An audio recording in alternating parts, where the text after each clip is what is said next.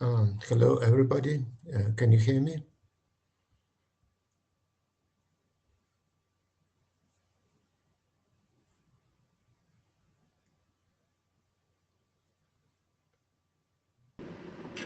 I was able to hear you. Okay. I think we can wait a couple of minutes. I think my co-chair should be here, and I also expect that Alan will join the meeting. So if you don't mind, we will wait 1-2 minutes before we start. Sounds good.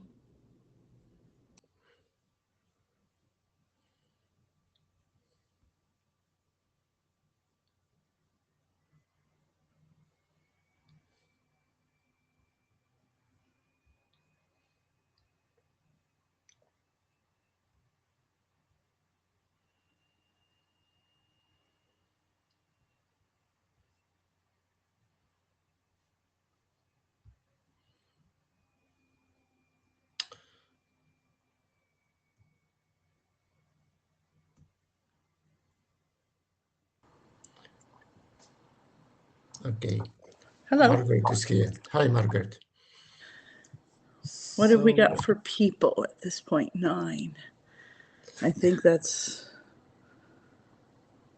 might be exactly the number of people who RSVP'd, but I'm not sure they're exactly the same people. But I don't know. I guess we think have we can enough to start start. now. Yes. I think we can start now. Yeah. So Okay. Jan Fred, I guess, are you going to do Yes, any agenda Jan Fred slides is here. before? Okay. And I will do a few introduction words as usual. So this is an official IETF meeting. So it should be treated as well as any IETF meeting in person, as it takes place in person. It's been recorded and Note 12 applies accordingly. So our code of conduct also applies accordingly. So don't forget about this. So this is Note 12, and I think all of you know Note 12 very well, but just to remind you, then this is a living IETF code of conduct. So please respect other participants. Meeting details. I am Valery Smyslov, my co-chair is Margaret Cullen, and our responsibility is Paul Waters. And here are some links to the meeting materials, chat room, and Notepad. And we need to do some administrative tasks, and most important, we should assign a volunteer. We should assign 2 note takers. So anyone volunteered to take notes?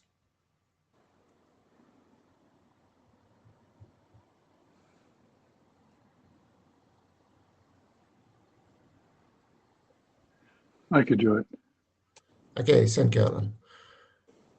Okay, and so I think that's all for administrative tasks, and we have a very simple agenda for this meeting.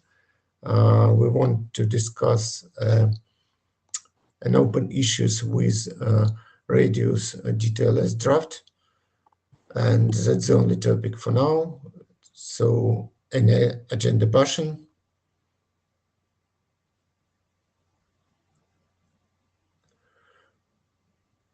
Okay, then I think we can start with Jan Fred slides. So yes, thank you. Okay, go ahead.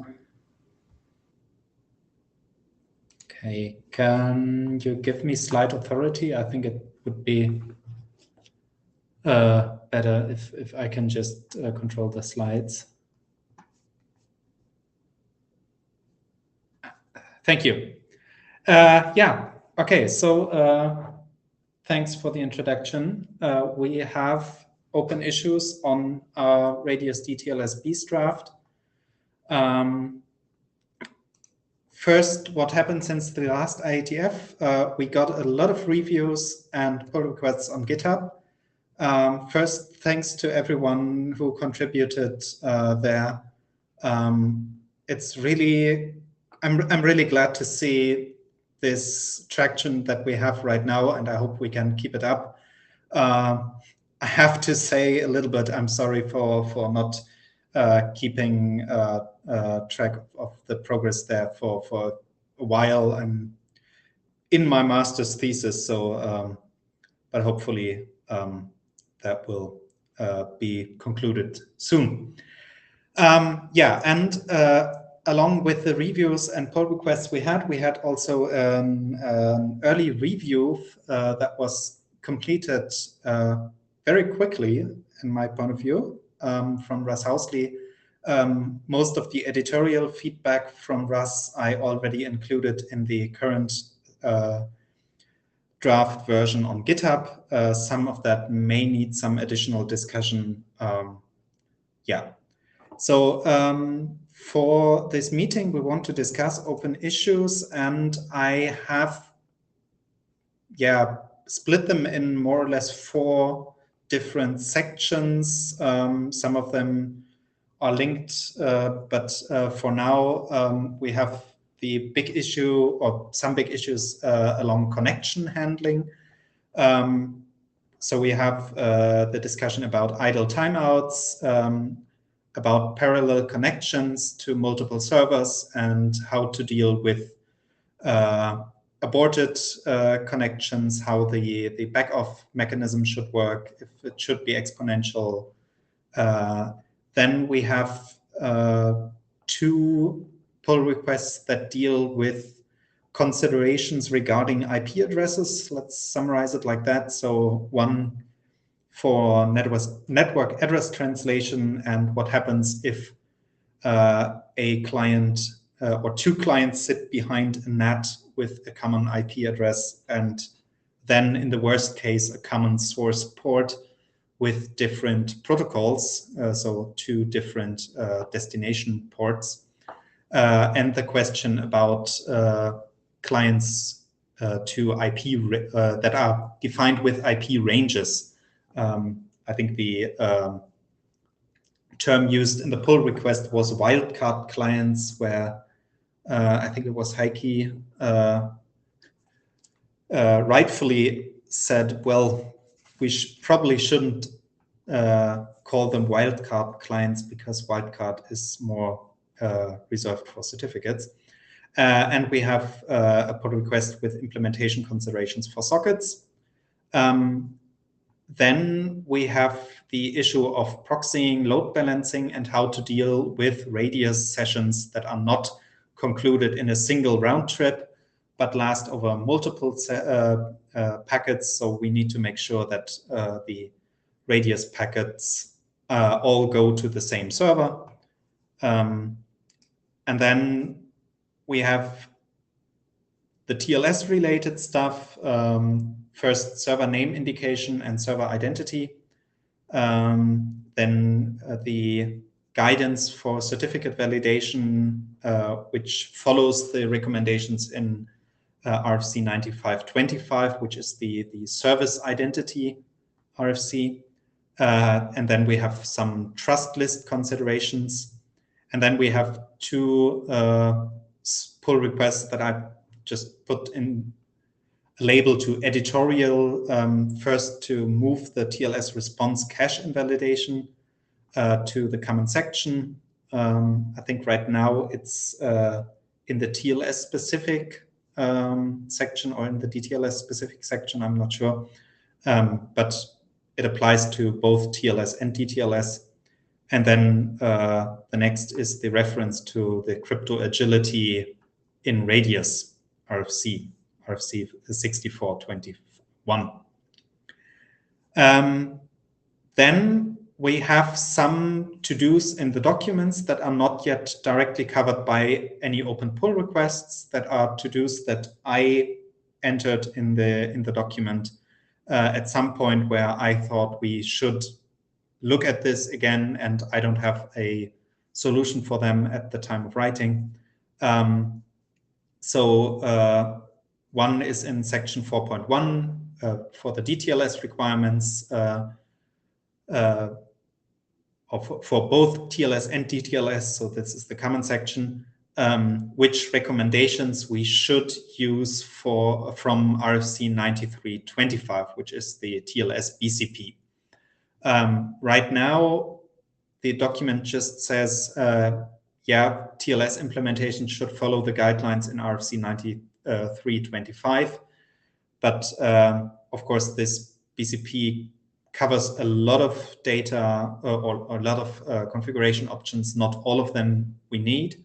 So that's something that we should look at. Then we have in the TLS trust model still the open discussion about how to reassess the peer's continued authorization after we, for example, remove a CA or a new CRL is loaded. Russ also commented on that in the SecDear review. I think Fabian had some text in that where in his pull request. And then in section 4.4 for the radius datagrams, there's still the open issue for the protocol error packet. Right now, the specification in the current RFCs state that if a server receives an unwanted accounting request, instead of just throwing it away, the server should respond with an accounting response with an error cause attribute. And Alan suggested that we specify that protocol error packet should be sent instead, because it's better to handle this at a connection level and not have the accounting response traverse through the whole proxy chain back to the original accounting request sender. Or at least that's how I understood it. And then in section 7.1, for radius proxies, we still need a little bit of text how to handle dynamic discovery. Right now, the RFC for handling dynamic discovery is also still experimental. So we should probably have a short discussion about what to do about that. Do we add that as a normative reference, and with a downref, do we need a BEAS document for that as well? Or can we just ask the IESG to change the status from experimental to proposed standard? Okay, so that as a summary, and I think the best course of action would now to go into detail for each issue that I've presented here, and have a discussion on that one by one. I think we have enough time to do that, and I think I'll look a bit at the time. I think the chairs will as well, that we don't spend too much time at one topic, but that we can reach a decision, or at least a suggestion here, and then we can confirm the decisions we made here on the mailing list. So I have, let me see, another 7 slides for each set of issues that I think can be discussed at the same time. And I always included a suggestion from my point of view, but of course that's just my view. You can always say, no, that's bullshit, please do something else. So the first issue is on connection handling and the parallel connections and the load balancing. Okay, well, leaving out whether we should mention anything somewhere about, I'm not sure where in our world there should be something about how to load balance EAP sessions over radius, but I don't think it should probably be in this document particularly. I I don't think most specifications talk about how to handle parallel connections, distributing packets, reconnecting, because those are things that end up being operational or implementation specific. And I don't think this ever did, and I'm not sure that it has to, but other people might have differing opinions. That's just my personal opinion. Yeah. So I think the just to summarize what the suggestions are. We have an issue, or at least we should have some considerations on what to do when a connection fails, how to reconnect, in what manner. Should it be exponential backoff or something like that? Maybe we can just say this can be implementation specific. What we, in my point of view, definitely should do is add a comment on be careful with load balancing because it may not behave like you think it should. Yeah, I think that's my comment right now. Yeah, this is Alan. That certainly is an option. I mean, I generally am a big fan of actually explaining what the problems are and giving suggested solutions. But given that the number of at least server, et cetera, implementations are fairly small, and most people already know these issues, it might be worth just avoiding this issue entirely, just deleting everything about load balancing, failover, et cetera, and just adding a note going, you know, here be dragons, and this is a subject of ongoing research, and we can't really say much about it.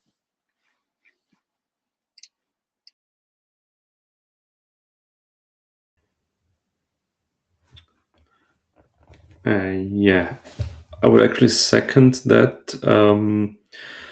Basically, we are talking about DTLS and TLS. We are not even talking about EAP, so it's kind of out of scope. But Alan, you have actually a few other drafts. I think maybe even the what not to do in radios. It might fit in there, kind of to be careful and don't just randomly distribute packets, but try to keep EAP sessions together, but actually not in this DTLS document.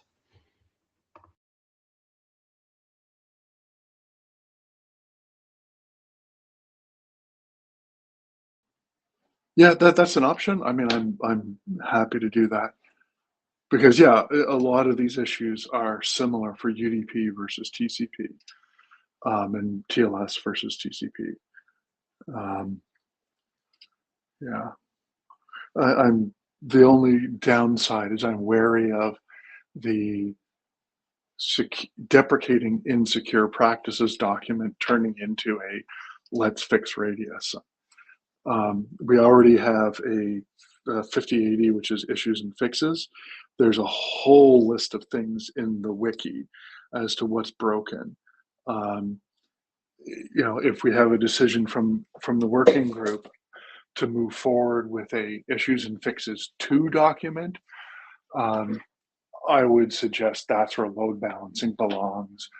And then we can publish the deprecating insecure practices document pretty much as is, because I think that focuses on security issues and not operational issues.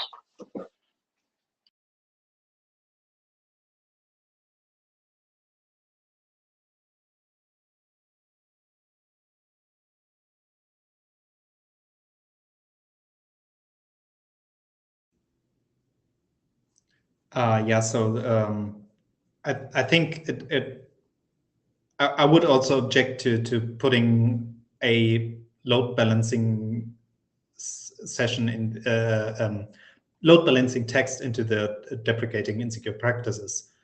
But I think the amount of discussion that we had about this issue warrants to probably even write a new document stating like best practices radius or something like that.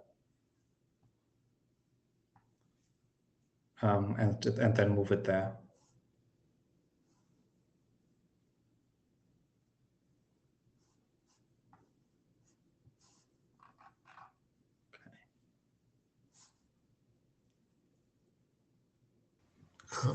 Margaret, you are in the queue. Do you want to say something? We can't hear you.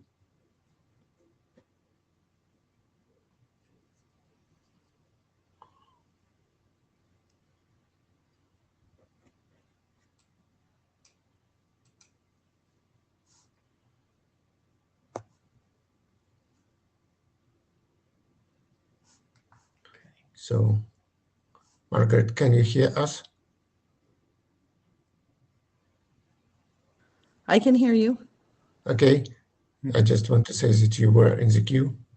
So probably you wanted Yeah, I to just, say I agree with what has been said, which is don't put it here. Don't put it in the deprecating document.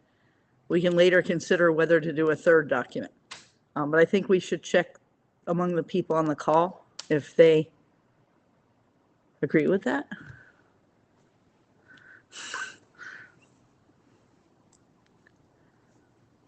So the idea would, or what I take away from the discussion would be, we should still add a sentence, there be dragons, be careful about this, but not say anything explicitly about load balancing and failover mechanisms.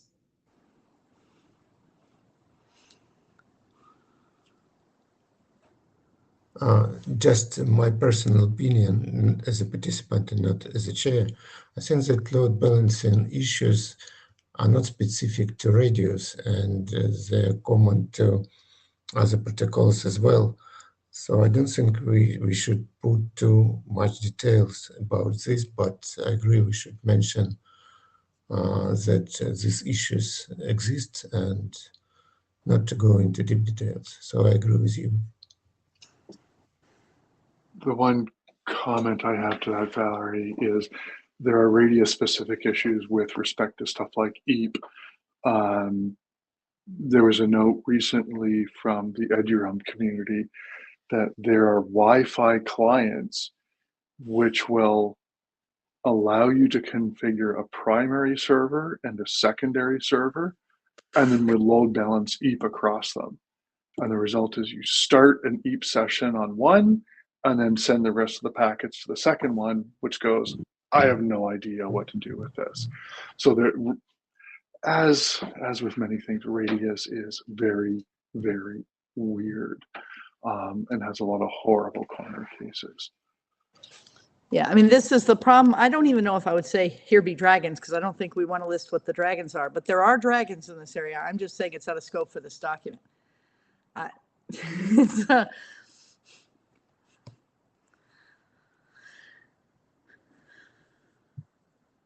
Okay, I think that's Alex? that's a reasonable thing. It was only a quick agreement. The EAP example, it does feel like though it's because EAP's going over radius. That's a problem. Should we? I mean, you get the same problem with EAP on other situations. And this is, I'm kind of agree earlier with the statement that this load balancing is a problem for a lot of protocols. People have already screwed it up, even though there's plenty of material out there telling them how not to. I don't know. Yeah, I would agree that's not this document's mission. Okay, so is there anyone who disagrees with the apparent consensus here, who wants to raise their hand and disagree with just leaving this out of scope for this document? I guess I'm a bit in doubt. I was not sure whether to raise my hand or not. I'm a little bit in doubt whether it's wise to just not say anything about possible issues with EAP, for example. We're not talking about very obscure clients that exhibit this behavior. So some sentence, I guess I would appreciate. All right. Do you have time, class, to write a sentence that would make you happy and we can try a mailing list? I knew you were going to ask that. I'll do my best. Okay, thank you.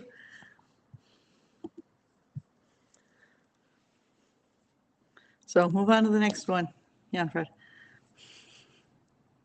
Gladly. No, the next, we didn't do that whole section, did we? Go back, because I thought we were only on the first one. No, actually, I think this Oh, this is probably all the handles- same thing. Okay, yeah, all right. Yeah, It's all well, the same thing, yes. The question there would still be, or the thing that we haven't discussed would be on how to deal with parallel connections and reconnect mechanisms. But I think it kind of falls into the load balancing category. Yeah, but so I mean, like the last line on this thing, right? We're working on this right now on calling station ID and falling back to username because we want to do per device, but some devices don't send a calling station or some traffic doesn't include a calling station ID. But the thing is that isn't anything to do with DTLS. We don't have to cover all open issues in all of EAP and Radius in this document, okay? We could write up something on that as a possible way to load balance, right? Somewhere else.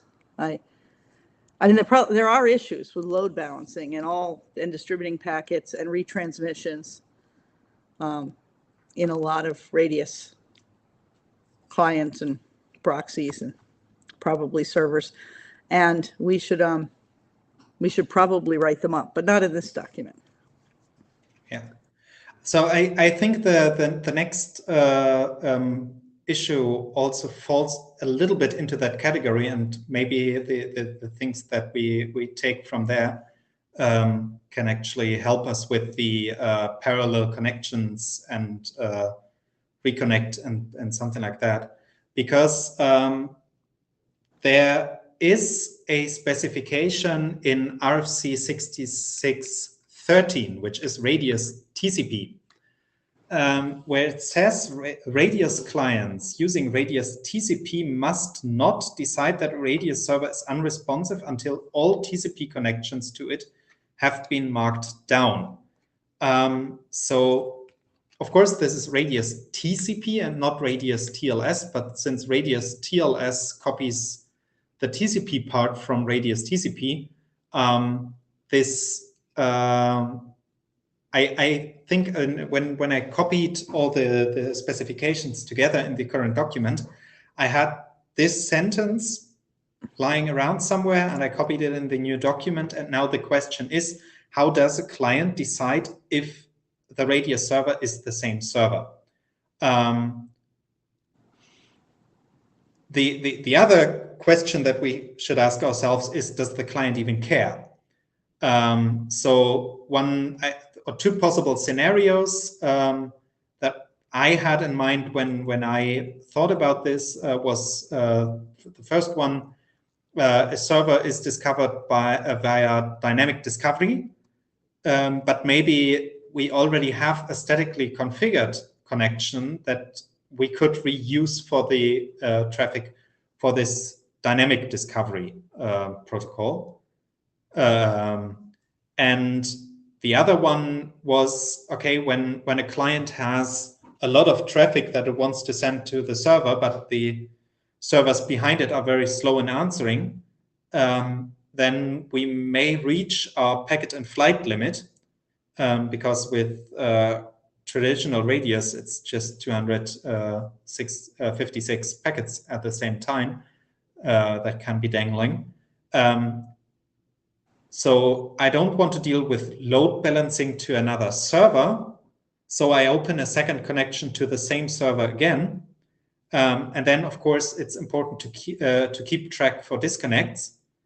Because if I have multiple connections to the same server, one disconnect on one connection would be tolerable. But if the server closes the last connection, then maybe we should trigger a reconnect. I think we had a lengthy discussion on that on the mailing list. I think even before the IETF in Brisbane, so in early this year, and I don't think that we came to a useful conclusion on that. So the question is, maybe is it enough to say same config item? And if you open a connection on that, then that's okay. And if we just always treat the dynamic connection separately, so that's one thing. And then another problem that we had that I put in the same pull request, that's why I have the them linked together here, is that we did not have a specification on how to deal with server name indication. It is never mentioned in 6614 or 7360,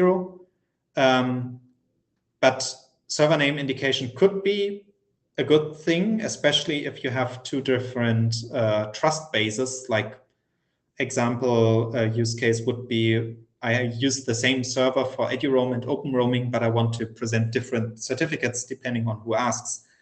And since I do dynamic discovery on both of them, I need the client that connects to the server to signal, oh, I discovered the eduroam server name, and then I present the certificate for eduroam, or I discovered the name for open roaming, and then I present the open roaming certificate. If we want to do something like that, probably it would require to update the dynamic discovery RFC.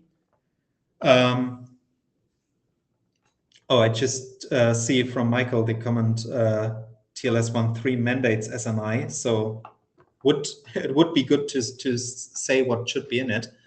But server name indication also means that the server IP address and the port are now definitely not enough to have a reliable check if it is the same server, at least to some to a certain level of certainty. Because with a server name indication, we now have a clear distinction for different servers that could run on the same IP address and port. So I think that's a bigger issue, and I don't have a suggestion for that one here. So I would be open to hear some input on that topic. No, I wasn't speaking. I put myself in the queue and turned on my mic so I wouldn't try to speak when I was mute once I was ready to speak. One of the issues we get into with a lot of this type of topic, I think, is whole parts of the code have no clue if they're running over TLS or if they're running over UDP or if they're running over TCP or if they're like using something else. Okay. I mean, there's no, I mean, there's a request, and a request is the unit, you know, and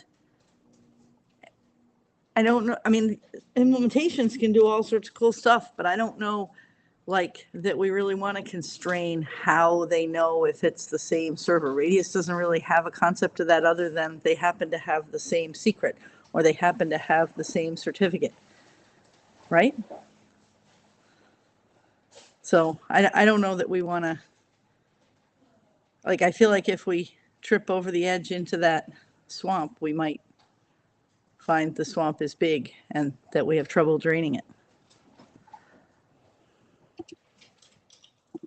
Yeah, this is Alan. I mean, this sounds more like this really belongs in a operational considerations document. I mean, The simple approach perhaps is, hey, if the administrator tells you that these things are all identical, then fail over between them. But yeah, I think we need clear distinctions also between connections going up and down and server communication going up and down. We may have multiple connections over multiple protocols to something, but we don't know what that thing is unless there's either crypto or administrative configuration telling us that they're all the same. And I think all we can do here is really sort of throw up our hands and go, it's an issue. Yeah, and it's not an issue that, I mean, there could be, for instance, a TLS document that explains how you know if you're connecting to the same thing, to have multi-TLS single session connections, and then we could define how or if we run over it, right? But you know, the way you know it's the same thing with UDP is it's at the same IP address and port. You know, and the same would work for TLS if that's what you wanted to use, you know?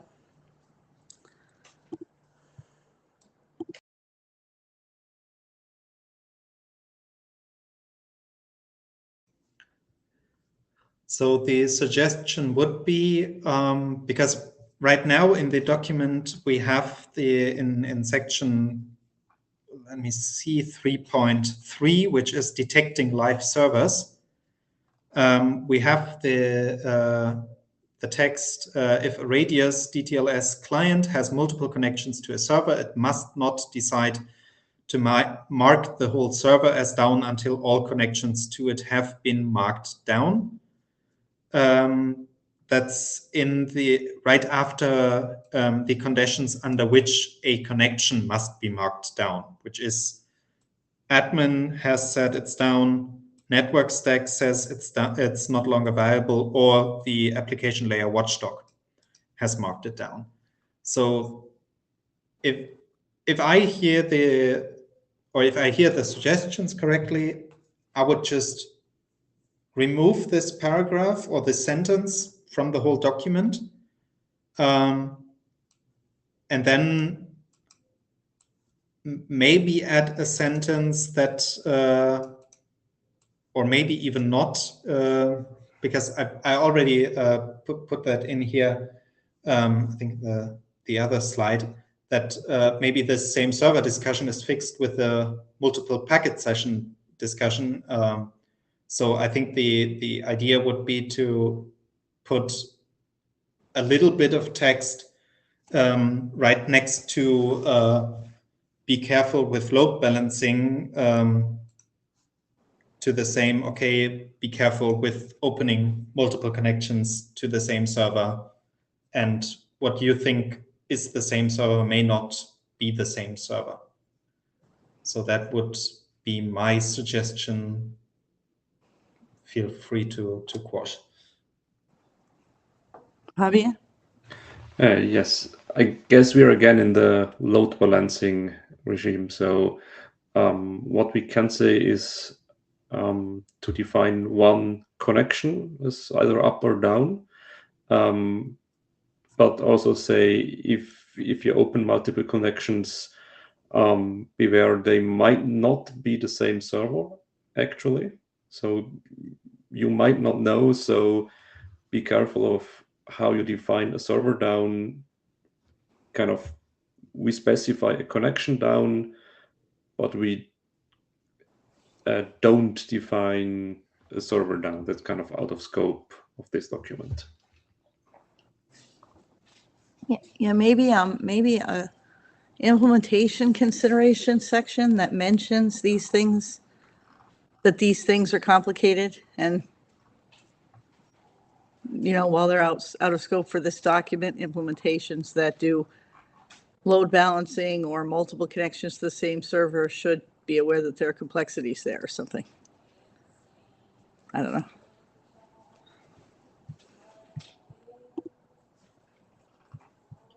I think it would be very good to have a section there that clearly documents which problems are deemed out of scope for this document.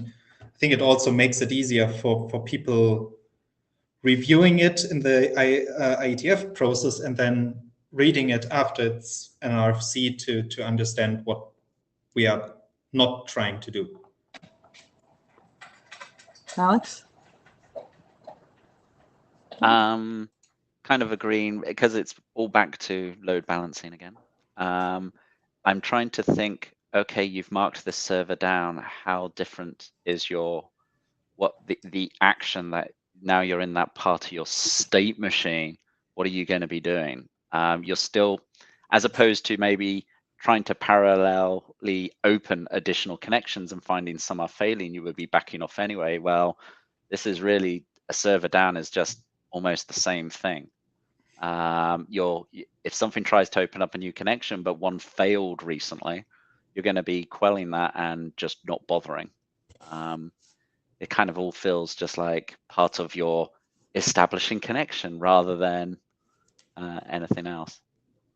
Yeah, if we put a section in the document for this, we could, if we ever write a document that explains how to handle these things, like, say it updates this document and say it updates that particular section, right?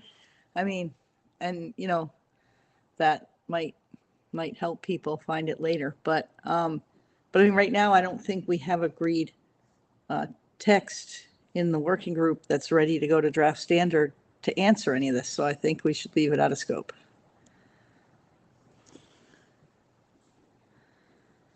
Does anyone on the call want to disagree with leaving this out of scope or suggest a different approach?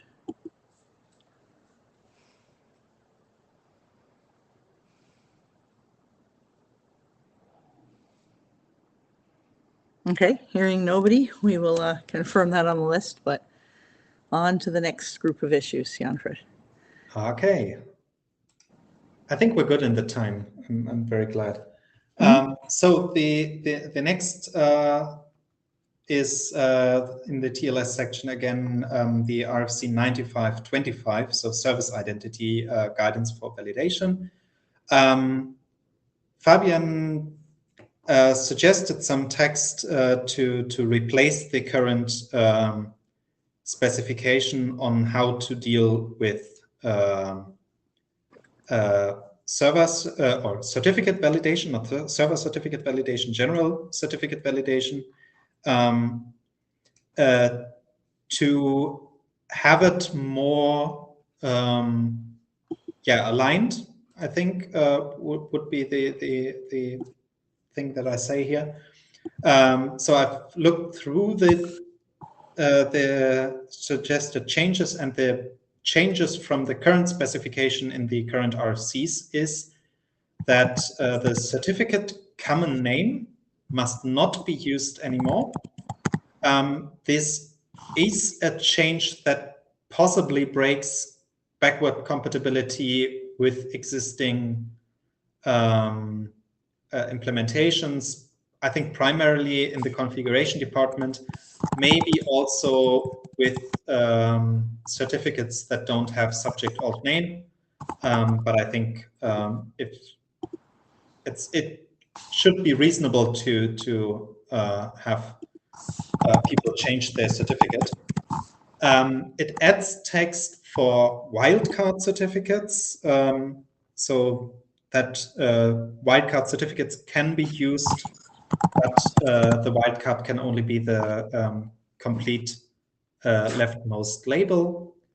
And it unified text for to merge it with dynamic discovery, and I said normal configuration, so where you explicitly configure a single server or a client. So this the text is now easier to read because it's all in one. So one issue that I think we still need to talk about, and that's also one of the things that were raised on the list, and I think even in the last RADEXT meeting, at the IETF 120, is how to deal with loopback attacks. So basically a scenario where an attacker mirrors the TLS client hello back to the server. And this could possibly work, for example, in current deployments where the Radius client also would accept its own server certificate when it acts as a server, because, for example, it's just based on a policy OID. And of course, the client has the policy OID for I am a Radius client, and the server checks for the client certificate for that its peer, the peer has this policy OID in the certificate, and of course the client has. So probably this could cause a loop. Now we had this discussion just yet with the server name indication. So Michael said TLS 1.3 mandates it, and Heike said maybe that's also part of the selfie attack mitigation. So maybe we should add some text for that. But for the pull request 4 in general, my suggestion would be to just merge it unless people have objections to that. And then take a closer look into the loopback or the selfie attack on how to deal with that. I have a question. I don't actually know the answer. Is this specific to Radius in any way, or is this true of all attempts to create a TLS session? I think the selfie attack is specifically problematic for Radius proxies because they act as a server and as a client for the same protocol. So the for example with HTTP, it would probably not be that big of a problem if you could trigger an HTTP server to, in the PHP code or for example or somewhere, open up a connection to a different server and then have the HTTPS request looped back to the same server. I think that's less of an issue. And so for Radius, because it's all the same protocol and we throw the same protocol messages around, I think it's a bigger issue than for most other protocols. But it's not unique to Radius.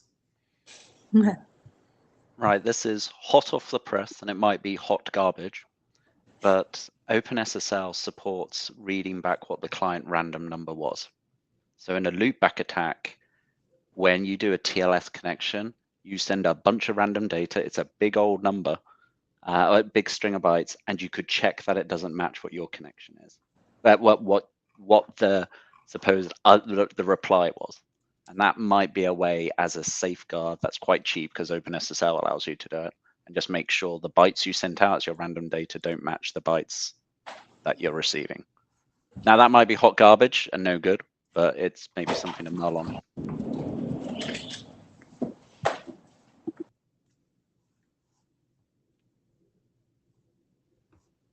Right.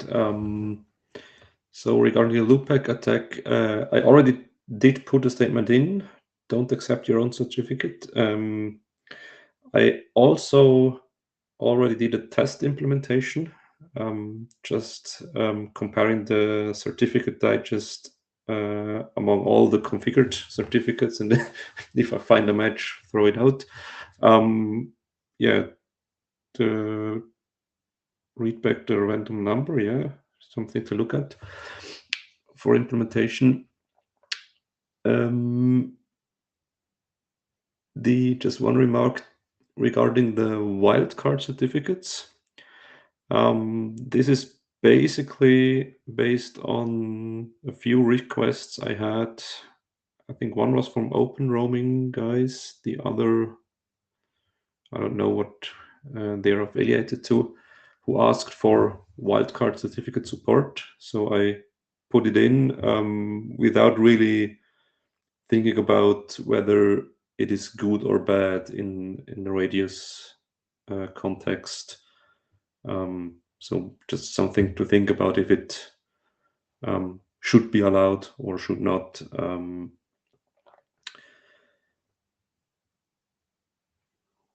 Yeah. So does anyone have any thoughts about, other than adopt the text in 4? And I think Jan-Fred suggested we rephrase the whole certificate validation part. Is that your recommendation, Jan-Fred? So the Fabian did the rephrasing in pull request 4. Okay. So basically, my suggestion would be accept the pull request 4 as is with the changes that Fabian made there, and then my suggestion would be to add a bullet point to the changes in the introduction, just to document it, and then of course we need to look into the security considerations. I'm not the one thing that I'm not exactly sure about is the whole don't accept your own certificate.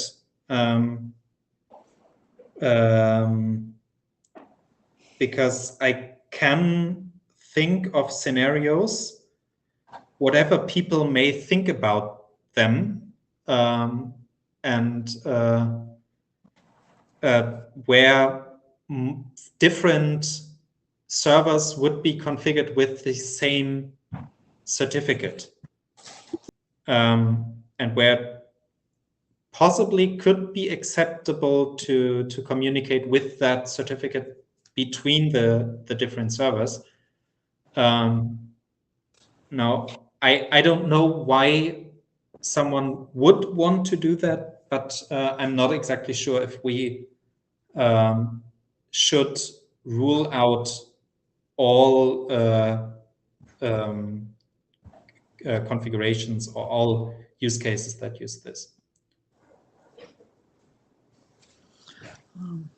So let's see if we can break this up in a way where we can ask people what they agree with. So we could start with what Mark Donnelly just wrote. Oh, I guess Alex wrote before that. Alex wrote and said, wildcarding all your local devices, question mark. I'm not sure where that came up, but did you want to answer that, Jan-Fred? It was really just a statement, like a reason why you would want to have a server and client connecting. Maybe you just got one cert with a star in it for your realm, I don't know, and just put it on every device. That could be an unwise, but also, I guess, valid situation that would pop up in. Mark Donnelly brought up that there are cloud services where one hosted client wants to communicate with another one. And we'll have to think about how that, if they ran RADEXT, and I mean, if there's how they would avoid the selfie attack, because maybe they would have that problem. I don't know. Anyway,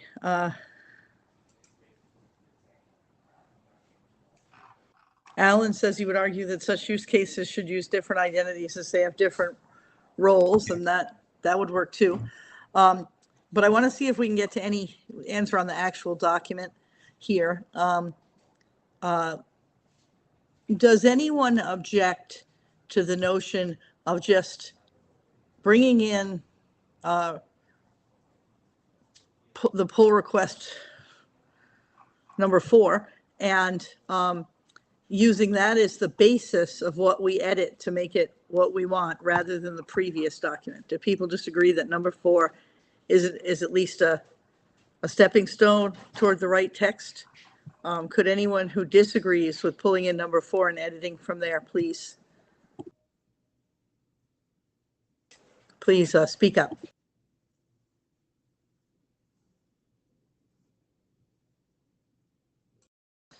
Okay, so I think we're starting from number 4, and then it looked like Jan-Fred is proposing a couple of changes. One is to talk about how to mitigate the loopback attack. Does anyone have any comments on that topic? Whether we should include it here, what it should say, anything?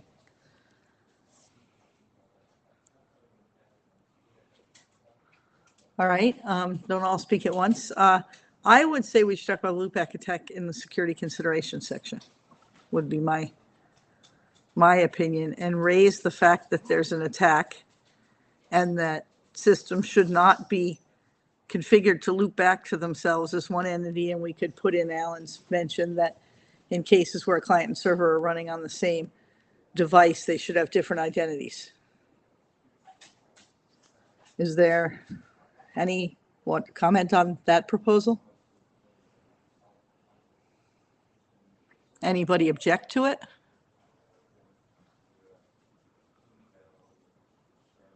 Did Alan write it down in the notes? So like if everybody agrees to it, we remember what it is we said? Yes. I just start to wonder if like everyone else dropped off the call. On a call where you can't see everyone, it's very disturbing to say, is there anyone who objects? Actually, in a way. So Fabian?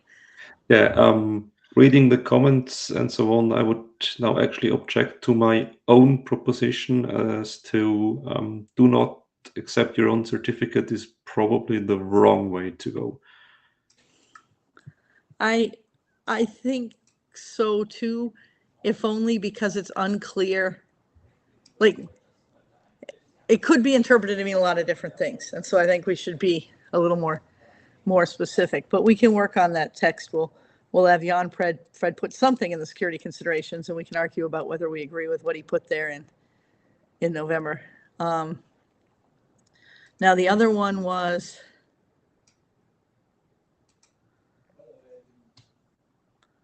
add a bullet point to changes from.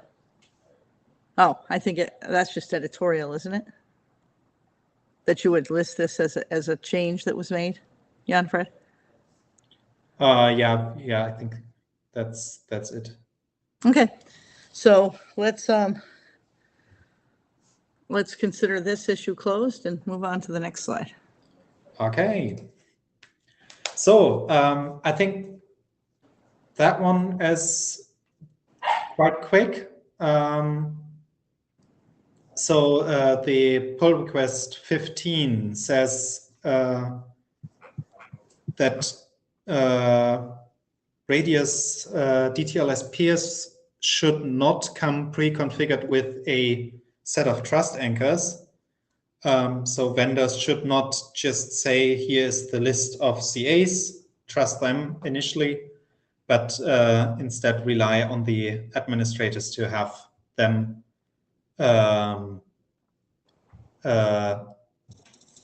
configure the trust anchors themselves.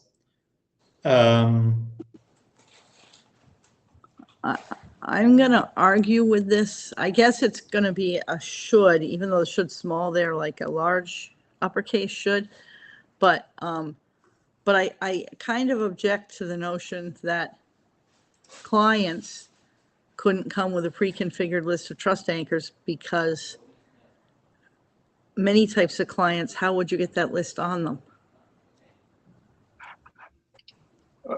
So my thought here is, if you can't get the trust anchors on the client at all, then you can't really configure anything TLS, because you can't get, server certificates, whatever. The issue I think we're trying to avoid is using web certs, which are freely available and widely available, and then suddenly, well, it's TLS, So you start sending passwords, and then suddenly random people have access to anything.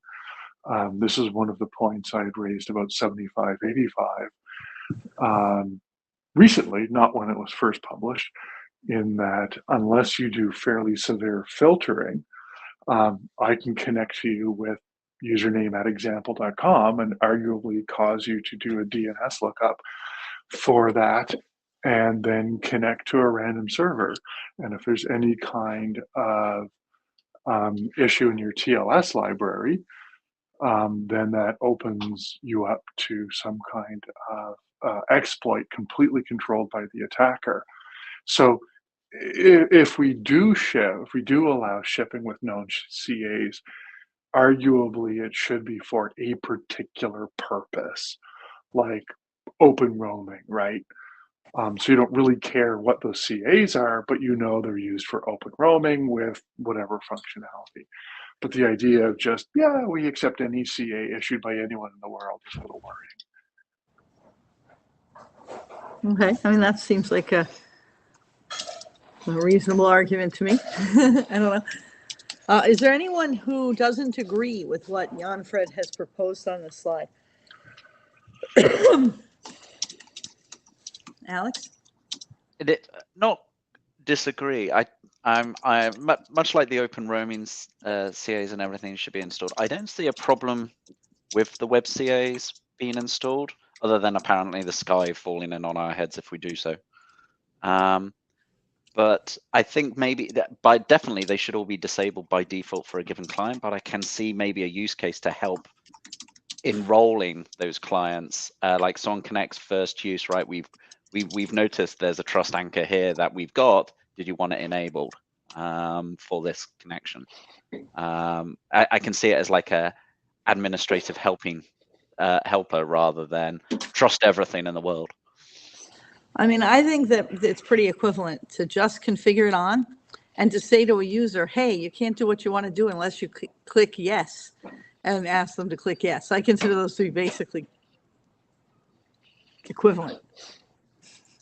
So I think we can change the wording a little bit to accommodate what Alex just said. I agree with it.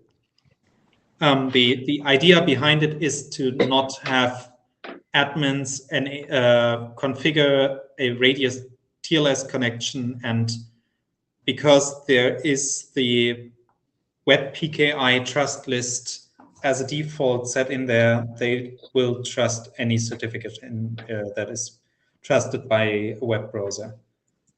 But of course, if an administrator chooses to take one of the CAs, then that's a conscious decision.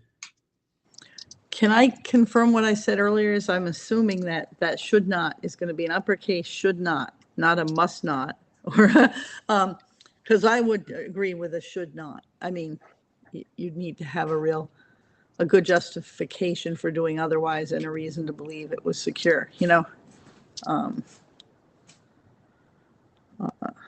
Okay, so I heard a little bit of, there might be some cases where, you know, the developer might know better or have a different way of getting the user to approve or configure trust anchors. I mean, you could almost get them from, I don't know, anywhere if you trust your user to know if they're good. But is there anyone who wants to change the text here? Or he just disagrees with what it says altogether? Fabian?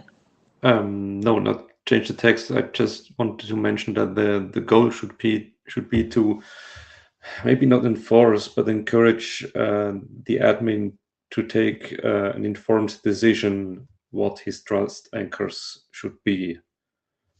And yeah, maybe not a default he doesn't know about. Right. So it sounds like, I don't know, everybody more or less agrees with this, so I will call that rough consensus and do what you have suggested, Jan-Fred, and, move on. Yeah, I think my idea would now be to rephrase it. I think that what Fabian said, I like that a lot. So that every trust decision should be a conscious decision of the admin, and not default to some list the admin does not know. So I think that's what I'll do with the pull request. Okay. Okay, next slide. Yeah, so the next issue I have on my list is timeouts. So currently we have some different specification on timeouts.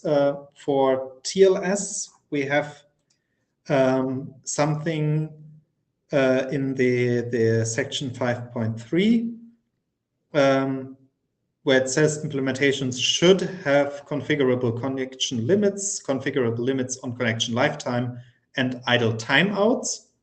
And for DTLS, we have two different specifications, one for servers and one for clients. And for clients, it also says that the client should close the connection if no application traffic was observed for more than 3 watchdog timeouts. Of course, closing the connection interferes if you want to do reverse COA, because reverse COA relies on having a connection open to traverse back through NATs, for example. So the suggestion in pull request number 5 was to have a new section in the section 4, which is the general packet connect and connection handling, and remove the text from the other parts in the document where it's mentioned, to have a unified text around connection timeouts and drop the should for closing sessions, because that's maybe not what you actually want, and instead make it configurable for the admins. So the suggestion in pull request 11 was that was just for DTLS to put the idle timeout configurable with a should for something between 1 minute and 10 minutes. So I think it would be best to accept pull request number 5, to have a new section in the connection handling section of the document, and remove the text from the other parts of the document where it's mentioned, and then we should make sure that everything in the document aligns with that specification. But I think that's something to add to the to-do list, and I'll do that once I have a little bit of more free time. Okay, comments, thoughts? Is there anyone who disagrees with the recommendation on this slide?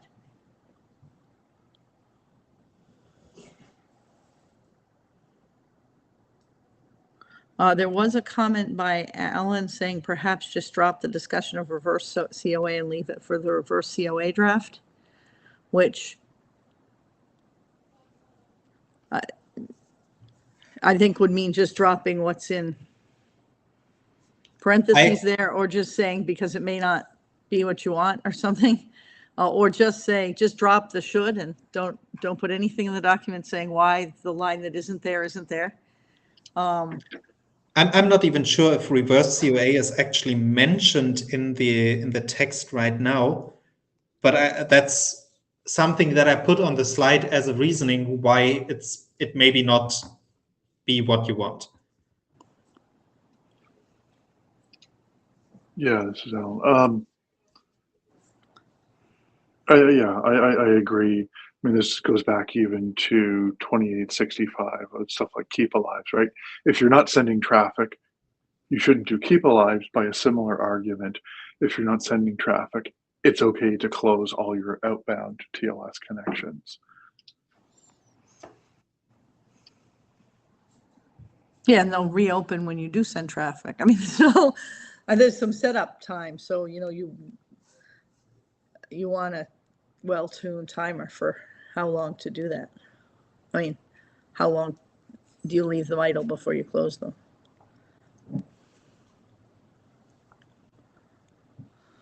So I've just had a look at the pull request 5 again. So the suggested phraseology there is, or I'll just look at the part where it mentions the reverse COA.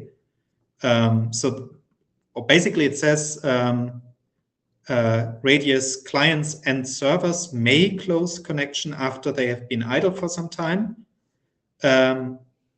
The idle timeout should be configurable within reasonable limits and should allow to disable idle timeout completely. On the server side, it helps with the resource helps avoid resource exhaustion. For clients, proactive closing can help mitigate situations where watchdog mechanisms are unavailable or fail to detect connections. Some scenarios or Radius protocol extensions, like reverse COA, may also require that a connection be kept open, so clients may immediately reopen the connection. That's the text suggested in the pull request.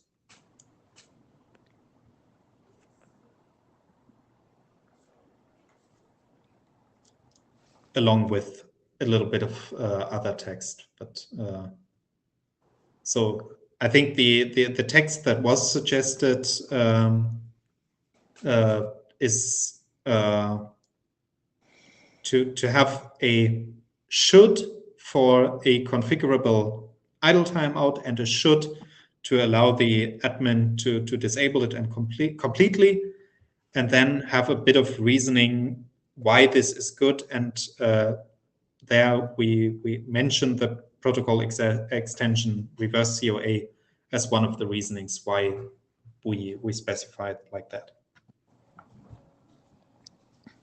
Okay. Does anyone have an objection to leaving that text as is and including it in the document? Can you tell us, Alan, whether you still object to COA being mentioned in that context? I don't object to it. I think for simplicity, it might be okay just to discard it.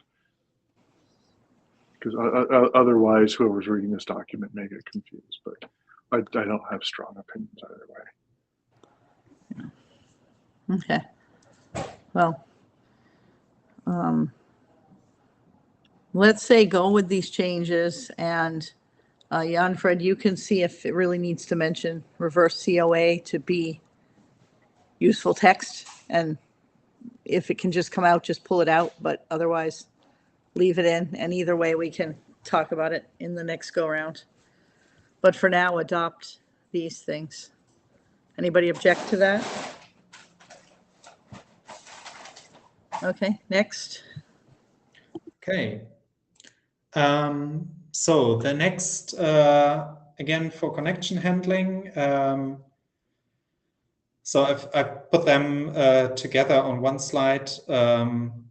Again, so the problem statement in pull request 16 for duplicate IP addresses was that theoretically a Radius server could have a conflicting view of a client if there are two clients behind a NAT, that one client would connect to Radius UDP and one client would connect to Radius DTLS, and the NAT then translates the traffic from both different clients to the same IP address and source port on the outbound NAT interface. The NAT itself has no problem with it because the connections are distinguishable from the reply source port. The one would be 1812 and the other would be 2083. But if a Radius server tries to identify a client just based on IP address and port, so source IP address and source port, then this Radius server could come to the conclusion that this is the same client and may be inclined to send Radius UDP responses once the DTLS connection breaks down. So this could probably be a security issue. The suggestion in pull request 17 is just to add a section in the security considerations for clients without specific IP restrictions or other IP restrictions than just one single IP address. So either a complete accept from everyone on the internet or accept from a subnet, which basically summarizes to, or the text summarizes to, it's safe to use, but be aware that you still have to uniquely identify the client by some other means, like the certificate it used to connect or the PSK ID or something. We had a little bit of discussion on the pull request 16 on whether it's actually needed or not.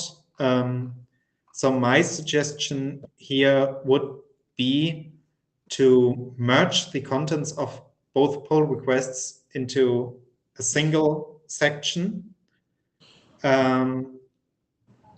which basically would sum up to identifying the client is important. We don't need the IP address and port anymore, like in Radius UDP, because we have some other type of connection identifier, which is our TLS session. Beware of issues with NAT, where it could theoretically happen that you see a client that has the same IP address and source port, but then connects once to Radius UDP and Radius DTLS. And those clients should always be treated as two different clients, and falling back on Radius UDP when Radius DTLS was used and is now broken is not an option, unless this fallback was previously explicitly configured. I think for Radius TCP and Radius TLS, in theory, it could also happen, but it's way less problematic because TCP is connection-based anyway. So the problem of misidentifying the same relying party would probably not be as big of an issue. I'm having a little bit of trouble. I guess I mean, are there really NATs in the world that go, oh, well, you're using different outbound ports, so I'll just give you the same source port? I mean, is that a real thing? I could see this possibly being a way of attacking something, especially in getting UDP. some kind of downgrade attack. Did you say something, Michael? I'm sorry. I think I talked over. Yes, it is definitely the case with UDP that NATs, there are many NATs, many of them not Linux-based, that will just say, oh, that port's available, I'll just give it to you on the outbound. That's UDP, though. Okay. Well, these are both UDP there. So if it's Radius DTLS, then yeah, you could wind up with that. It happens all the time with IPsec port 500. But I mean, if this is possible, if it's possible to get a security downgrade by doing this, this is also a potential attack, even if the NAT didn't do it, right? I mean, yes, no? Fabian? Oh, sorry. I guess it's whether it is an attack is kind of implementation specific. So I guess I basically, if I have a DTLS connection, I stuff every packet just into OpenSSL and let it do the work. And if there happens to be a plain Radius packet, OpenSSL would just choke on it and throw it away. So Yeah, but this plain radius packet is a radius UDP request. It's not a radius DTLS request, so it didn't come in on the DTLS port.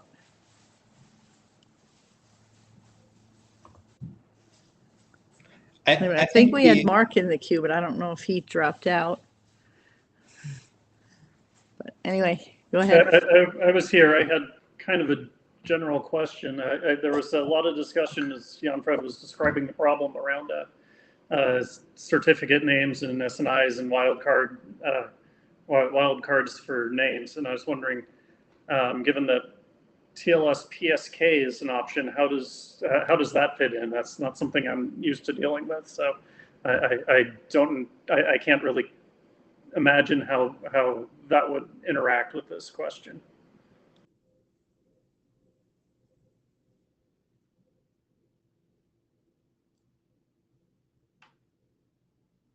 I'm not sure I understand what you mean, Ray.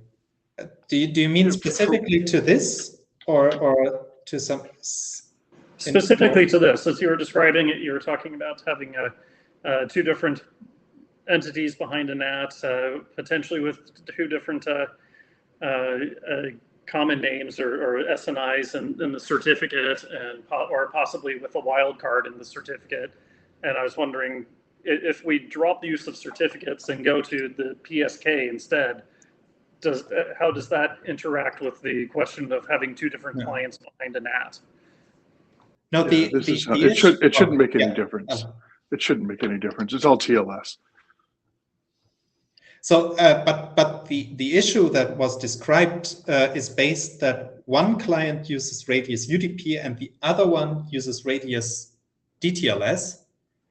So for the server, it would look like it would send to the same port, IP address and port, once a radius UDP packet with the server's source port set to 1812, and once a radius DTLS packet with a source port set to 2083.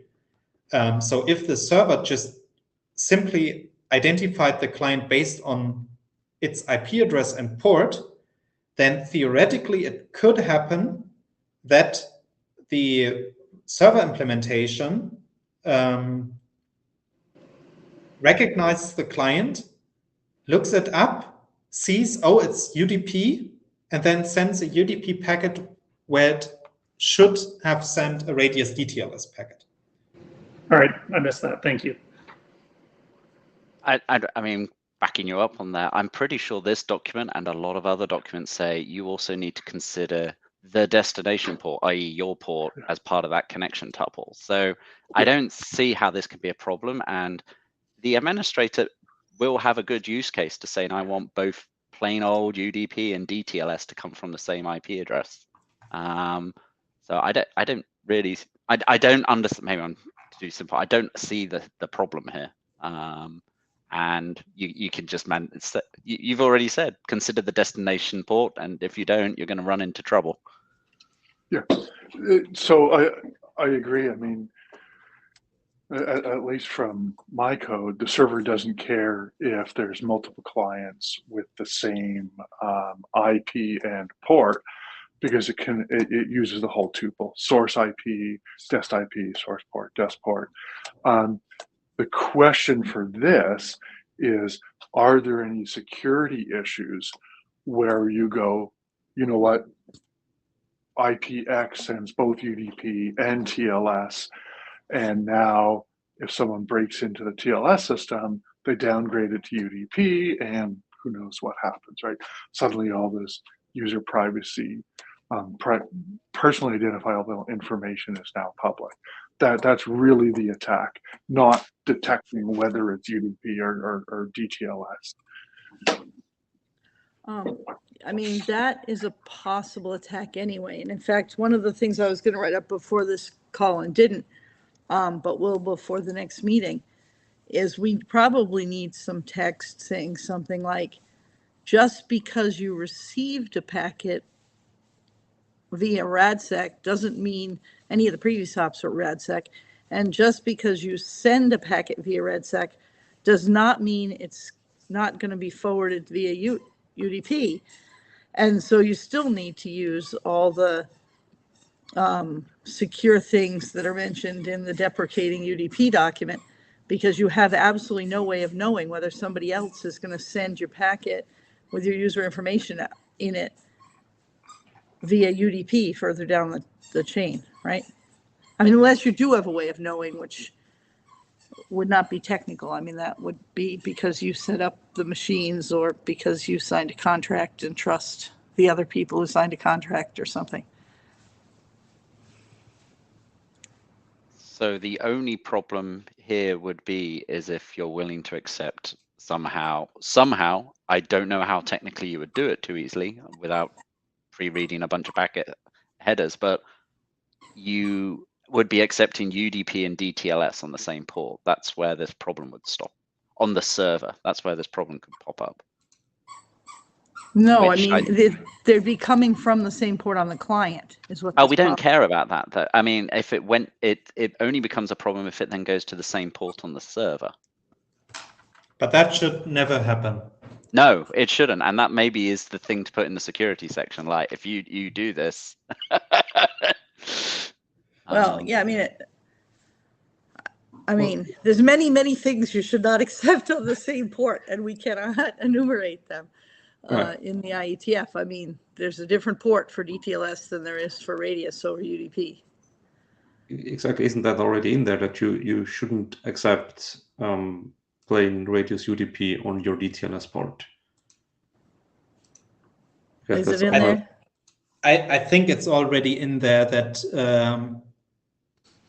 everything that you receive on the UDP, on the DTLS port must also be DTLS traffic. And I think it'll be thrown out by OpenSSL before you're ever looking at it and trying to figure out if it was radius UDP.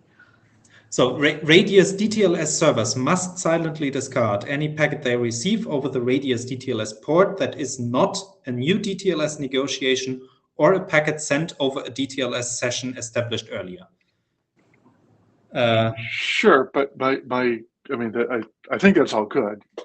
But my concern here is, what are the security implications of accepting UDP and DTLS from the same source IP?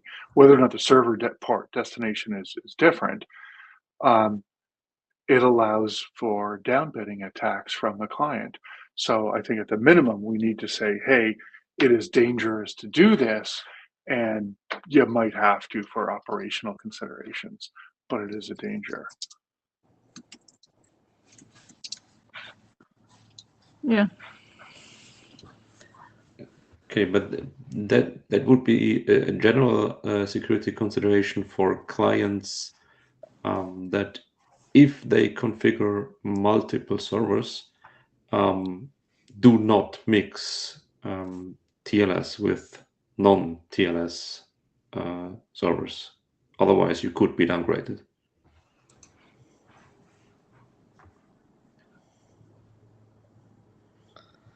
I mean, you can only be downgraded by a client that gets that message and has the keys or the certificate to read it, and then chooses to send it over UDP, which all sorts of proxies do all the time.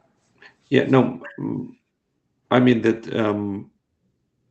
if you are the client and you what you should not do is configure a fallback UDP server if you also have configured a TLS or DTLS server, so that if you have configured TLS, never fall back to UDP.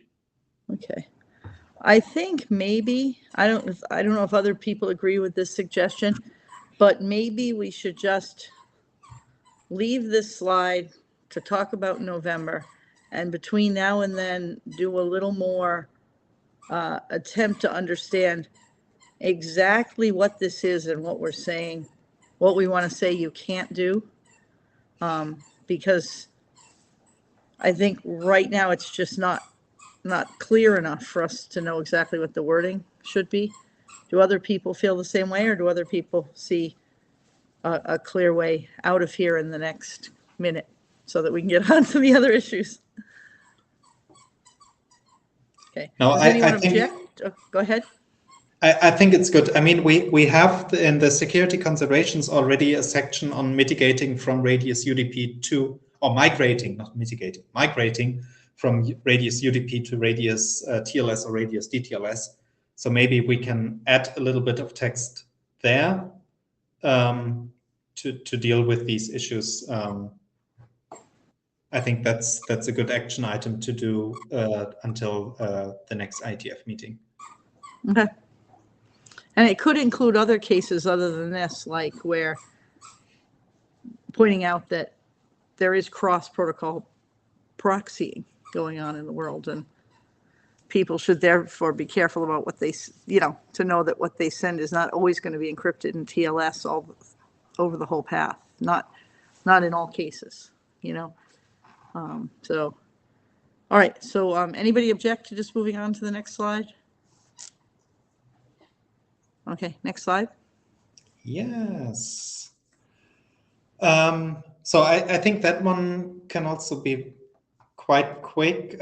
We had in pull request 14, and I just forgot to mention it at the very beginning. I thought of it when I did the slides, but I haven't mentioned it yet. Most of the pull requests came from Ethan Thompson. So Ethan, a big shout out to you for all your work there that you did there. And sorry for quashing some of this now down here, but it's really much appreciated. So the pull request 14 suggested to add a new section, implementation guidelines.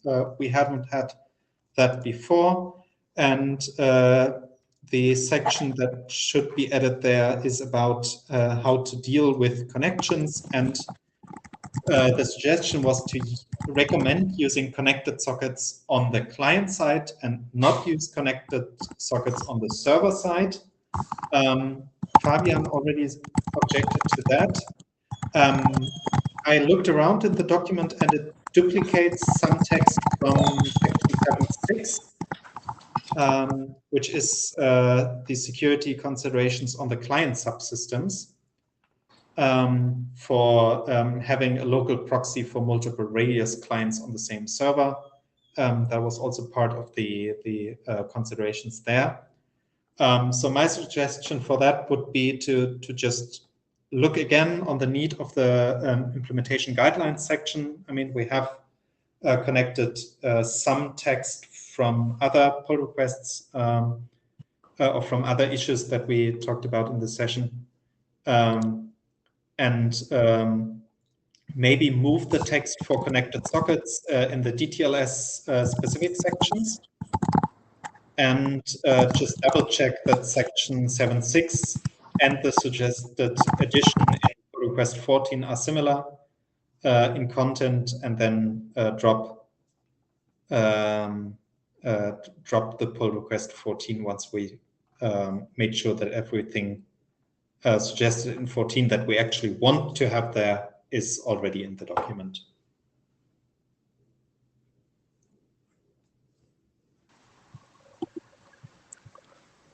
Anybody have any comments? Yeah, this is Alan. Yeah, based on discussion with Fabian, I now think he's right, and we should use connected sockets on the server because there aren't any issues when using that for DTLS. For UDP, connected sockets are a nightmare, but for DTLS, the protocol avoids the race condition that I was worried about. Okay. Does anybody, well, okay, I'm not sure what to do with a slide that says, here's this good thing to put in the implementation guidelines section. And then says, my suggestion, reevaluate the whole implementation guidelines section. So I'm not sure. Yeah. So I think that my suggestion is we put the text for connected sockets because the pull request is is compared to the other pull requests probably along the little bit longer ones. So there is more text than I put on the slide here. So my suggestion would be to move the text for connected sockets in the DTLS specific specification sections. And then for the other text that is in the pull request 14, we just look again to through section 7.6, make sure that everything we have in 7.6 is also covered in the text that was suggested in the pull request. And for the difference between those two, look again if we want to have the text in the document or not. I haven't had the time to do that yet. I'll definitely add it for my to-do list until Dublin. Okay, well, we've suggested a couple things here that would go in the implementation guidelines section. So they would also have to be rehomed if you get rid of it. I'd really like to see any discussion of sockets be in the implementation guidelines section, just because not every system uses sockets, and it's implementation specific. I don't object to it being in the document at all. But I think it's an implementation consideration and not part of the normative specification. So, I mean, we could have a differently named section that had non-normative suggestions in it, but I think implementation considerations is a good name for it. But some of the text, since I'm not looking at all the text and haven't actually read this pull request at all, I can't say where I think it should go. So I think I personally like the idea you said of putting it into the document in the places you think it should go, and then having us review the whole document again before. And in particular, I don't know who made the suggestion, but in particular, write to them and ask them to look at what you did and make sure it still captures everything they want. So my idea, especially because most of the text that was suggested is already the same text that basically lives in section 7.6, and we did not have implementation guidelines before, and this pull requests would add the implementation guidelines section. My suggestion was to just put a quick radius DTLS peers should use connected sockets where possible, and the operating system implements it to avoid issues with, or to avoid having to handle the mapping of the 5 tuple to different TLS sessions. If we have an implementation guidelines section, I would not object to having the text for connected sockets there. But since it's basically just one sentence, I think it would be okay to put it in the normative section and to just have a text there as a suggestion to the implementers at the very point where they're looking when they are trying to implement it.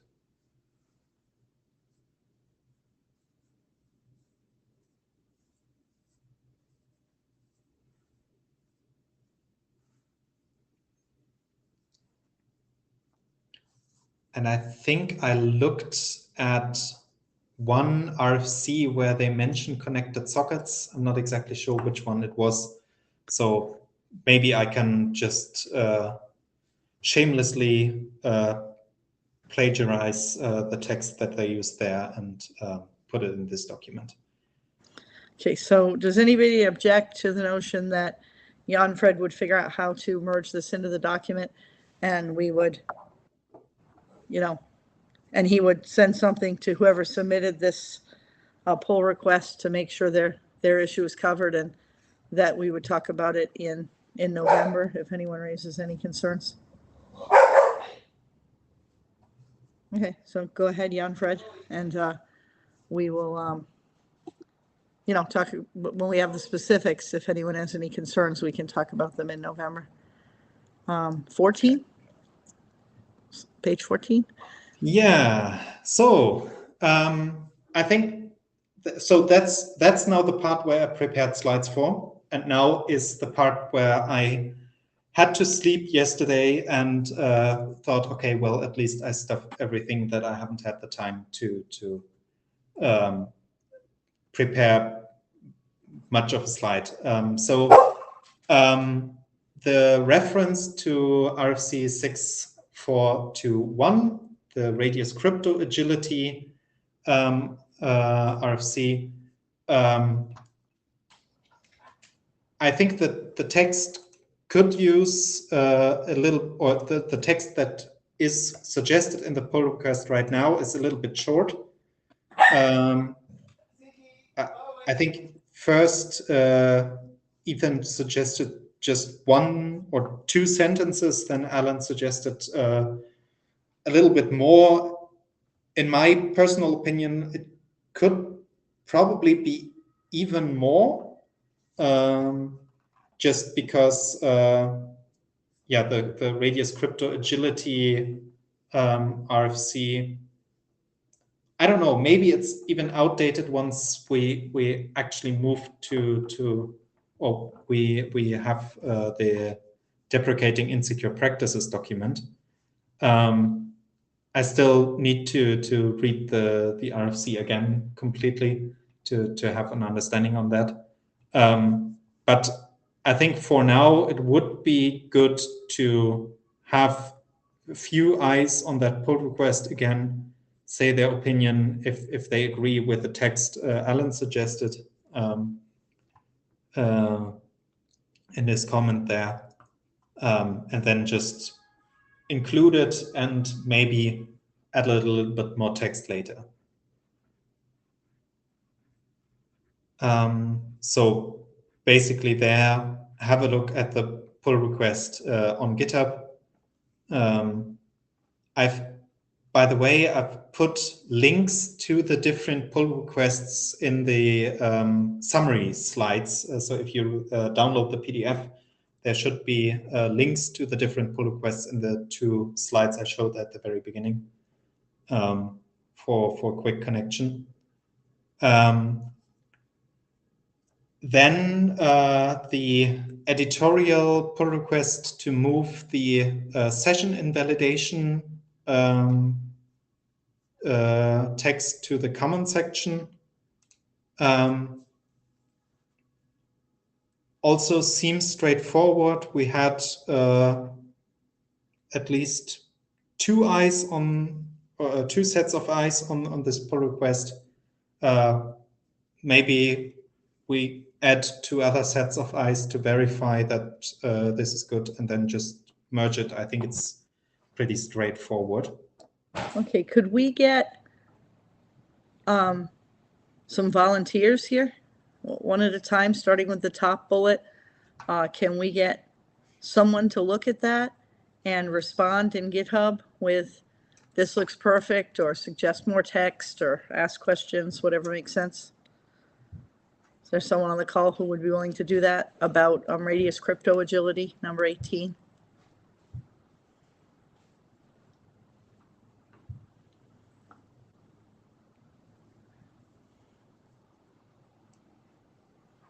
I can have a stab. I wouldn't call myself qualified, but I can have a read. Well, I mean, even if you just ask questions, we could talk about this. Sure. In Yeah, I'd fix. But yeah, I mean that's what the list's give for. Jan-Fred some help here. He's trying to do the whole document by himself, so we gotta help him out. So thank you very much. And what about the move session and validation to the common section, number 6?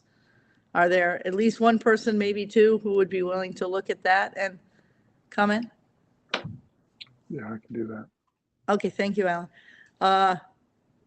Go ahead now, on to your unwanted accounting request, Jan-Fred. Yeah, so I think that is one of the, we had a discussion on that on the mailing list, and this is something that probably would break backward compatibility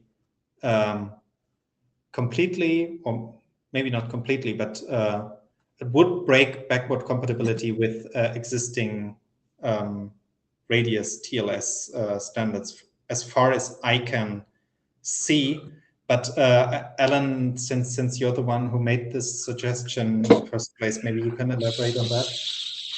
So what does it mean to break backwards compatibility? And on one hand, you're sending a packet when you never sent a packet before. Great, different behavior. Who will get upset and what will happen?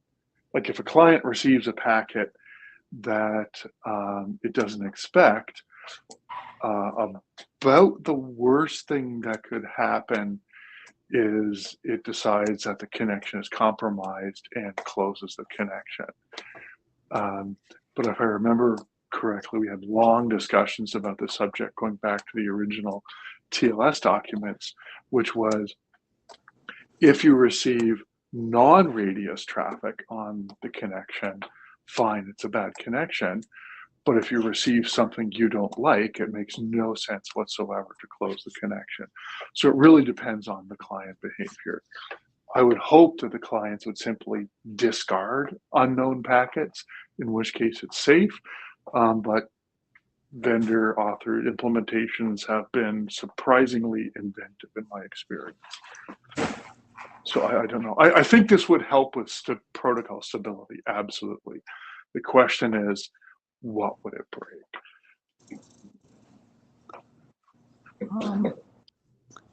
We have going on last week and a couple weeks before that, an undisclosed client who was just sending us thousands of accounting requests per actual radius request on Edgerome for no reason. And would sending a protocol error have gotten them to stop? Because like one of the issues you run into is when you get all these accounting requests, they use up resources on your system, right? While you're waiting for the people you sent them to, I don't know, reply to them, which they never ever do. And I guess I like the idea of being able to take the connection down quickly if you don't actually use accounting requests in your environment, or if they're accounting requests that aren't associated with, are just pathological, right? Would a protocol error stop like a flood like that from happening, or would each single one need to get a protocol error, in which case it would just be more resources? Yeah, I would say that may be a related, but potentially some may be potentially different. The idea is that at least for well-behaved things, it would be helpful in radius to have some kind of connection signaling, even to the extent of, hey, I received this accounting packet, I tried to forward it, but I can't. I have nowhere else to forward it, so I'm going to send you a protocol error saying, please forward it somewhere else. I believe the deprecating document may even mention this. For the issue of receiving accounting packets, when you know you're not supposed to be receiving them, I would argue that's a configuration issue.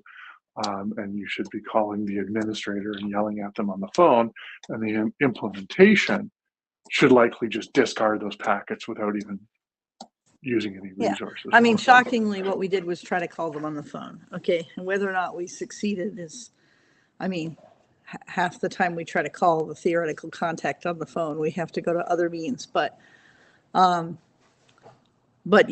I wouldn't want to use up additional resources trying to respond to them all. But if I had a way to say, stop sending this traffic to me, that would actually be awesome. Kind of but I think that's a different topic for a different document. Yeah, so the issue there is, so that's why I wrote it could possibly break backward compatibility, is that 6614 already has this specific text in there, where it says So if you receive an unwanted accounting request, you should reply with an accounting response containing an error cause attribute with a specific value. And then it says a Radius TLS accounting client receiving such an accounting response should log the error and stop sending accounting request packets. So if we have a client that honors this protocol, this accounting response with an error cause, and then stops sending accounting request packets over this connection, possibly this client would then not stop sending accounting requests. Now the question is this a feature that is widely implemented and would it break anything? Or can we assume that in reasonable time, everyone would just move on to protocol error? Maybe we should add a text that for backward compatibility, a Radius TLS client that receives either this protocol error or an accounting response with the unsupported extension error cause should stop sending accounting requests. Alex?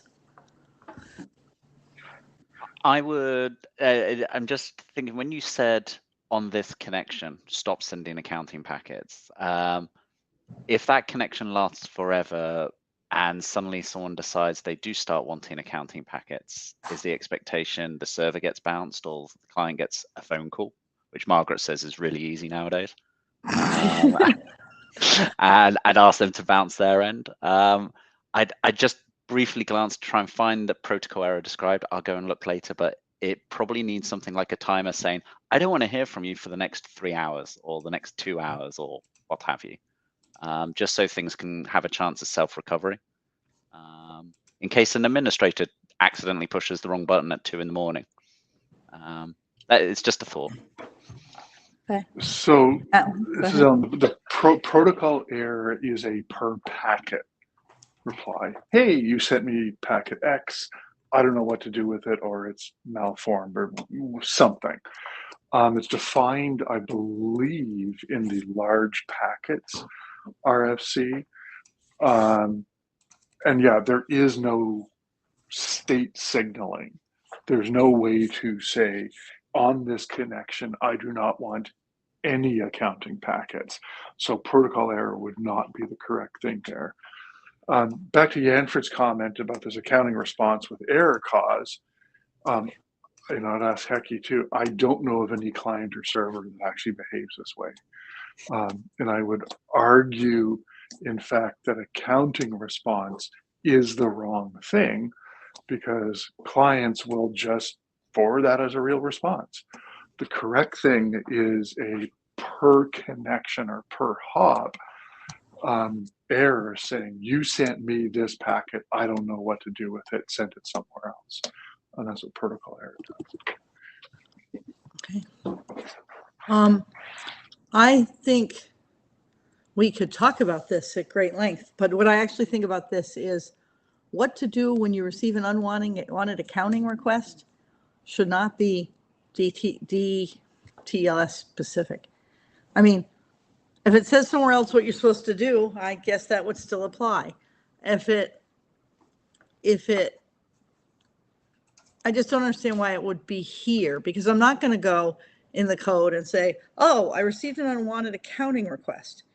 Is this a DTLS or TLS session? If so, I need to send a protocol error. Is this a UDP or TCP section? If so, I have to send an accounting error. I mean, that just seems dumb to me.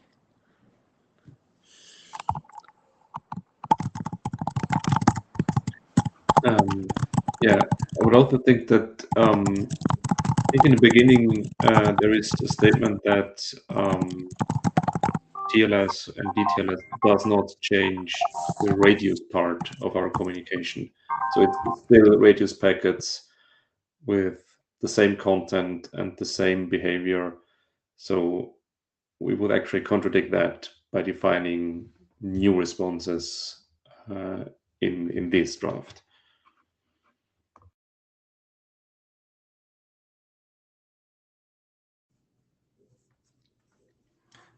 Yeah, so I think the issue is we had this specification in 6614. So I think the reasonable options now are to either say, okay, it was defined in 6614, but we refrain from defining it here because this is a general issue and not one TLS or DTLS specific. And then add it to the list of things we have to fix in a let's fix radius in general document.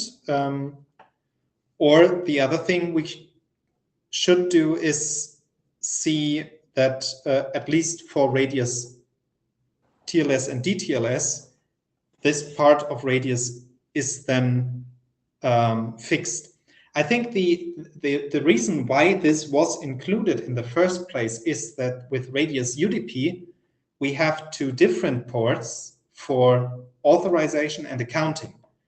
So for radius UDP, you have 1812 for the authorization and authentication, and you have 1813 for the accounting. So that were two different ports for radius TLS. We chose a single port. So now dealing with unwanted accounting requests is again specific for radius TLS or DTLS, because in a radius UDP setting, this would not happen unless the administrator explicitly configures it this way.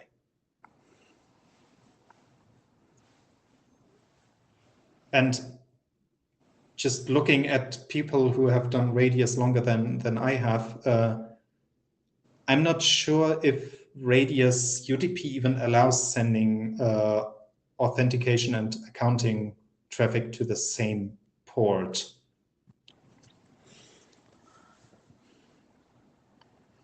It doesn't allow it, but it doesn't forbid it. And I'm sure there are implementations which do it. Yeah, I mean,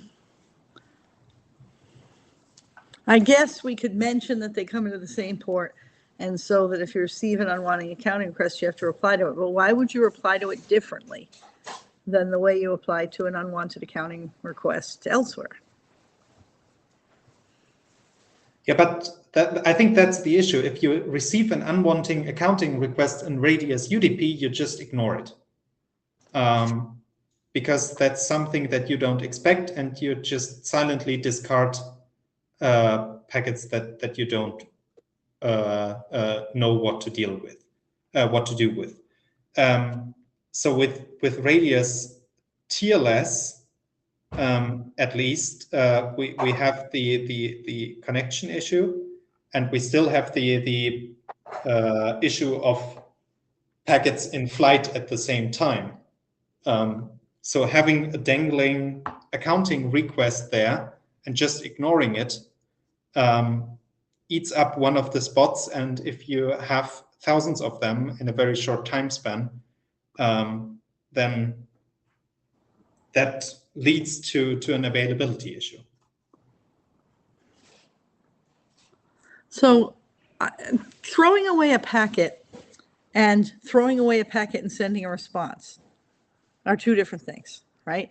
I mean, we can throw away unwanted accounting requests on TCP just as well as we can do it on UDP, right? I mean, these packets come in on TCP as a stream, but then they get broken up into separate requests going into radius, and we can throw it away. We have to be able to throw things away because there's things in radius, like if you get a bad secret, you have to throw the packet away, right? I mean, and it doesn't permanently eat up anything. I mean, there's still, in UDP, there's not a window like there is in TCP, blah, blah, blah, but there's still, you know, how much you can reasonably transmit, and the other side can reasonably read without things being dropped. It's just done much more free-for-all than TCP, you know, but reading an accounting request and ignoring it is just as easy off of a DLS session than it is off a UDP session. You just read it and ignore it. I mean, if that's what things normally do, why wouldn't they do what they normally do here? We are about to Mar- end this meeting, I guess. So Margaret, that's probably why Valerie is showing up to tell us. we have 1 minute left. So I think we can discuss this on the list. Yeah, is there anything on the next slide that we need to know about in our remaining minutes? I think No, it's that's the last just- slide. That's Okay, just the mandatory last slide, yeah. So we made it through all the slides, yay! But So yeah, I we guess have- we'll have to discuss this on the list and figure out what the best thing to do is. We came up with answers for the first two, but we'll have to talk about this accounting request. Yes, issue. and thank you for productive discussion. And we managed to do this in time. And I think it was very productive and very helpful. So Thank you, just, Jan-Fred, for the excellent preparation. Yes, thank you, Jan-Fred. Yeah, you're very welcome. And again, thanks to Ethan for putting all these pull requests in and comparing the documents again. That was very helpful. Awesome. Okay, anybody have a last minute anything they need before we sign off? Okay, thank you, everyone, and we will meet again in Dublin or In Dublin. on the phone to Dublin or whatever. Bye. See you in Dublin. Thank you. Bye-bye.